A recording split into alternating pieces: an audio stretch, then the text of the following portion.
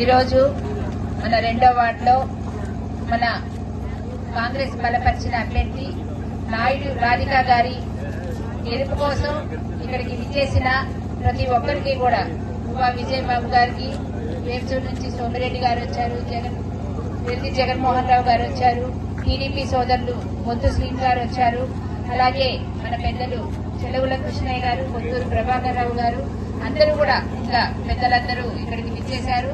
మేమంతా చెప్పేది ఒకటి, ఎప్పుడు ఎన్ని చెప్పినా కూడా కాంగ్రెస్ నిజమైన ఇందిరమ్మ రాజ్యం అంటే ఏంటి, నిజమైన పేదల ప్రభుత్వం అంటే ఏంటి అనేది ఈ 2 సంవత్సరాల పాలన మీరు చూశారు.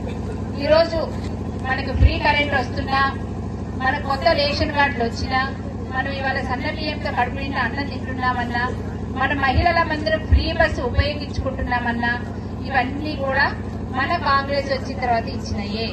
అవునా కాదా? 10 సంవత్సరాల్లో ఒక రేషన్ కార్డు వచ్చింది ఎవరికన్నా? మనం వచ్చిన తర్వాత ఈ రోజు అడిగిన వాళ్ళందరికీ రేషన్ కార్డ్స్ ఇచ్చాం, కొత్త మెంబర్స్ కూడా యాడ్ చేశాం. ఇంకా ఎవరికన్నా రాకపోయినా కూడా అప్లై చేస్తే వెంటనే ఇప్పించే బాధ్యత మాది. అలాగే ఆ రేషన్ కార్డ్స్ ద్వారా సన్న బియ్యం ఒక్కొక్క మనిషికి 6 కేజీలు వస్తుంది. అంటే ఇక్కడ బయట మార్కెట్ లో కొంటే ఆ సన్న బియ్యం కేజీ 60 రూపాయలు, అంటే 360 రూపాయలు ఒక మనిషికి మనకు నెలకు మిగులుతుంది. అలాగే ఫ్రీ కరెంటు 200 యూనిట్ల లోపు కాలిస్తే మీకు ఉచిత కరెంటు. అలాగే అంటే దాని ద్వారా మనకు దాదాపు 500 నుంచి 1000 దాకా మిగులుతా ఉన్నాయి. ఇవే కాకుండా మనం ఎక్కడికి పోవాలన్నా, ఒక గుడికి వెళ్లాలన్నా, మరి ఏదైనా హాస్పిటల్కి వెళ్లాలన్నా, పుట్టింటికి వెళ్లాలన్నా, ఎక్కడికి వెళ్ళినా గానీ మనకు ఒక ఆధార్ కార్డు చేతిలో ఉంటే మన మహిళలందరికీ హైదరాబాద్ దాకా కూడా టికెట్ అడిగే అవకాశమే లేదు. అంటే అది కూడా మనకు డబ్బులు పెంచుతా ఉన్నాయి.